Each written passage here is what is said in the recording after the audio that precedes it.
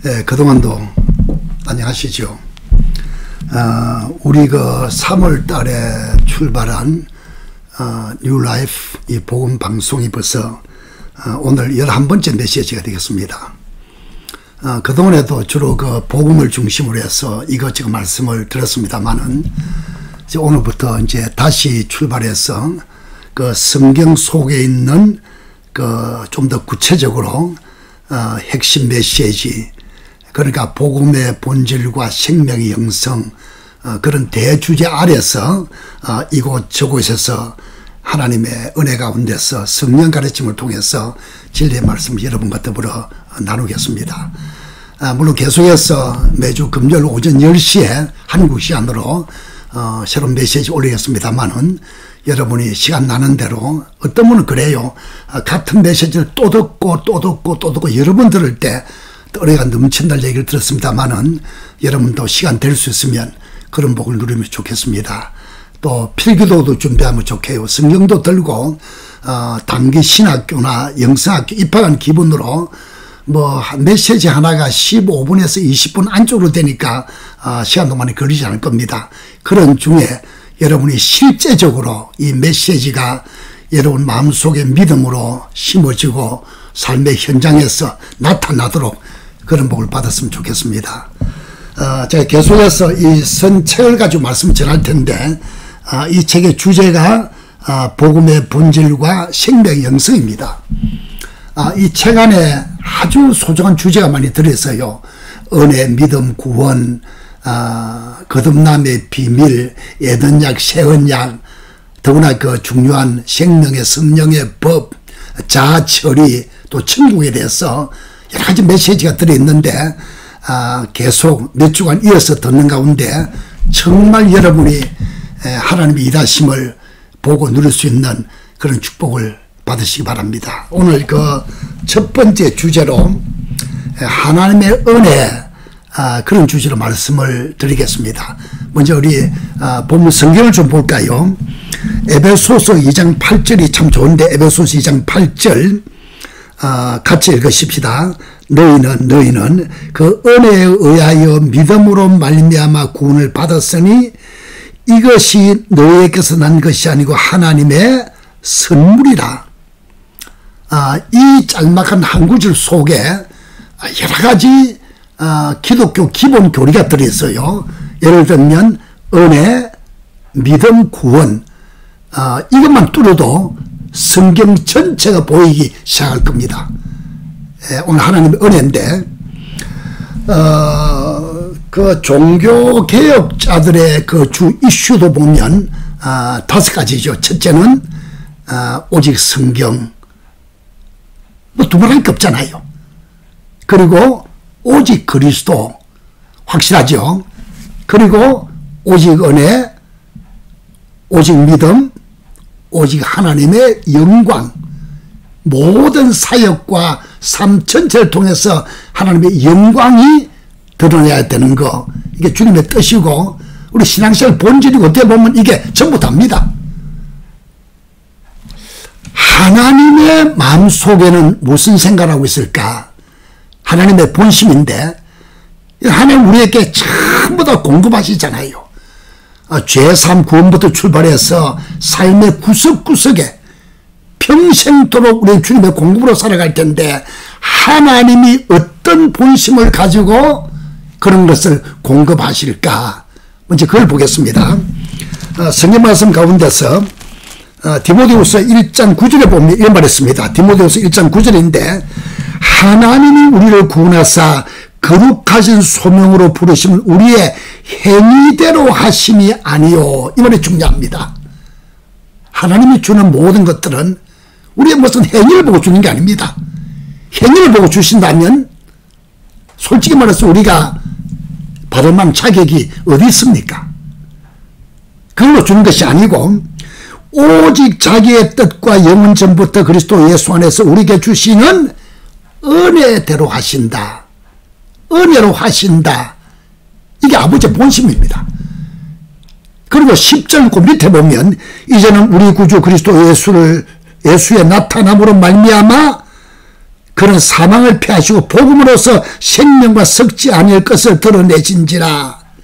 은혜로 생명의 복음을 통해서 하나님의 그 깊은 사랑과 능력과 일하심이 나타난다는 그 얘기입니다. 그러니까 한마디로 말하면, 거듭 말하면 모든 것이 하나님의 은혜입니다. 이를 설명한 정말 좋은 성경 구절이 있습니다. 여러분, 성경 말씀 가운데서 로마서 4장을 보겠습니다. 로마서 4장 4절과 5절에 보면 일하는 자에게는 그의 삭시 은혜로 여겨지지 아니하고 보수로 여겨진다.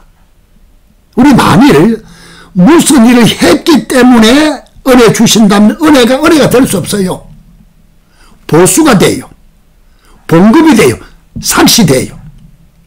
그게 아니라 그 말입니다. 5절에 보면 일을 아니할지라도 거기 줄을 치세요. 이게 포인트입니다. 일을 아니할지라도, 이 말 우리가 뭐 일하지 말자 그런 개념이 아니고, 은혜의 깊은 개념은 일로 말만 주는 것이 아니고, 일을 아니할지라도 아무런 자격도 공로도 수고에 관계없이 하나님께서 은혜를 먼저 주신다. 일을 아니할지라도 경거치 아니한 자를 의롭다 하시는 이를 믿는 자에게는 그의 믿음을 의로 여기신다. 다시 말하면 하나님이 주신 것을 믿음으로 받기만 하면 은혜는 그저 주시는 것이다. 믿음은 통로가 되죠. 아까 에베소 2장 8절에서도 은혜를 인하여 믿음으로 말미암아, 그 영어로 이렇게 됐어요. By grace through faith. 하나님의 은혜가 믿기만 하면 믿음을 통해서 나에게 다가온다. 그 얘기입니다. 여러분, 이런 얘기 들어보셨죠? 은혜는 하나님의 손이다. Grace is God's hand. 믿음은 사람의 손이다. Faith is man's hand. 하나님 은혜가 주어질 때 믿음으로 받아 누리는 겁니다. 그러니까 믿음으로 합하면 모든 은혜가 내 것이 되는 것이고, 은혜 자체는 일한 것이 없이 그저 주어진다. 그 말입니다. 여러분, 아까 그 책에서 잠깐 한번 정의를 해볼까요? 은혜의 의미, 은혜 성경적 의미는 영어로 unmerited favor, merit, 값어치, 자격, 공로, 그런 말이죠. unmerited니까 자기나 공로에 관계없다. 그 말입니다. favor, 하나님의 좋아하시는 것, 총애, 하나님의 기쁜 뜻, 하나님의 사랑인데, 이렇게 설명되어 있습니다. 다시 말하면 공로 없이 받는 분에 넘치는 하나님의 총애, 받을 자격이 도무지 없는 분에 넘치는 하나님의 총애가 은혜다. 다시 말하면 그 은혜를 받는 사람의 자격이나 행위나 업적과는 전혀 관계없이 주어지는 하나님의 사랑, 이렇게 표현되어 있어요. 다른 말로 보면 받을 만한 인간적인 자격이나 종교적인 행위 또는 받는 자의 매력에 관계없이, 이 말이 멋져요. 매력, 우리가 무슨 받을 만한 매력이 있어서 그랬다면 우리 아무도 받을 수가 없죠. 우리가 무슨 별로 매력이 있습니까? 하나님은 중심을 보는데 외모가 혹 매력이 있다 할지라도 중심 보면 매력이 하나도 없을 거예요. 그런 차원에서 하나님은 아무것도 보지 아니하고 그저 선물로 은혜를 먼저 주시는 겁니다. 이걸 신학적으로 선행은총이라 그래요. 항상 은혜가 먼저 와요. 우리 모든 신앙 행위들은 목회라든지 선교 사역이라든지 교회 봉사, 헌금, 전도, 헌신, 이웃을 돌보는 것, 모든 신앙적인 봉사, 헌신 행위들은 은혜를 먼저 받았을 때 은혜가 넘쳐 흐르는 자연스러운 그 결과에 불과합니다. 그것도 물론 주는 은혜입니다만은 내 말은 은혜가 먼저다. 은혜는 선물이다. 은혜는 그저 주신다. 믿음으로 받기만 하는 것이다. 그걸 말씀드립니다. 얼마나 놀랍습니까? 우리 바울의 고백을 좀 볼까요? 성경 말씀 가운데서 고린도전서 15장 10절에 보면 바울이 이런 고백을 하고 있습니다. 고린도전서 15장 10절을 펴었으면 좋겠습니다. 15장 10절에 말하기를, 바울이 깊은 마음으로 고백하기를 이렇게 말하고 있어요. 그러나 내가 나된 것은 하나님의 은혜로 된 것이고, 성경 그대로입니다. 내게 주신 은혜가 헛되지 아니하여 내가 모든 사도보다 더 많이 수고했으나 내가 한 것이 아니라 오직 나와 함께 하신 하나님의 은혜로다. 나의 나된 것도, 내가 하는 모든 수고조차도, 나됨도 수고도 하나님 은혜다. 내가 한 것이 아니다. 은혜를 깨달은, 복음을 누리는, 생명 속에 사는 믿음의 사역자, 믿음의 성도들의 진솔한 고백이 될 겁니다. 차나 깨나 여기서나 저기서나 하나님 은혜입니다.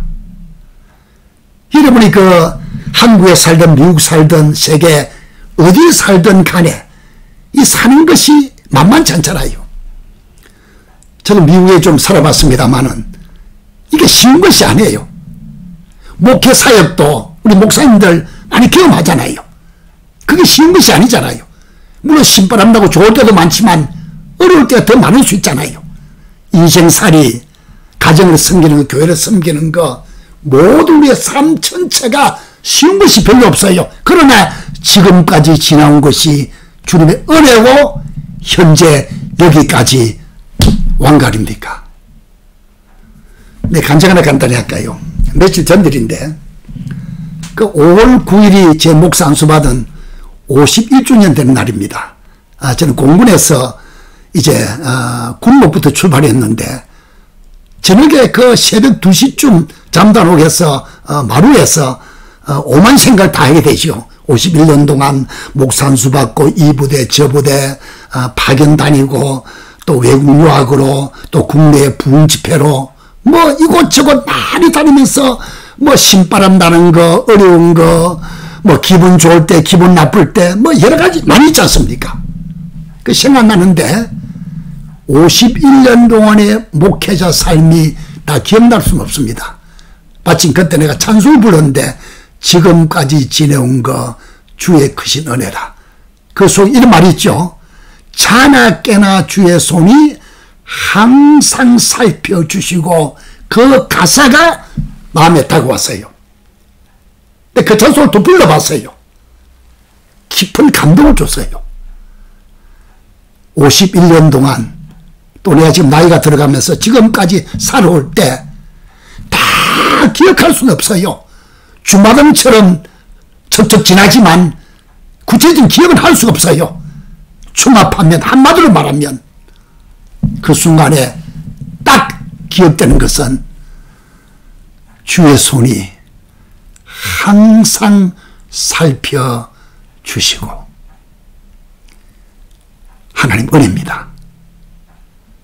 지금까지 지내온 거, 우리가 이 자리에 서 있는 거, 목회자가 사역을 하는 거, 양들을 맡겨주신 거, 성도들이 이곳저곳 이런저런 사건 속에 그나마 버티며 살아갈 수 있는 거, 믿음을 고백하며 교회 중심으로 주님을 예배하며 살아가는 거, 모든 것들이 은혜인데, 다시 말하면 주의 손이 항상 살펴주시고, 항상, always, whatever you do, wherever you go, 당신이 무엇을 하든지, 당신이 어딜 가든지, 주님 말씀하셨죠? 세상 끝날까지 항상 함께 있으리라. 주의 손이 항상 살펴주셨고, 살펴주고 계시고, 앞으로도 살펴주실 겁니다. 하나님의 은혜입니다. 감사합니다.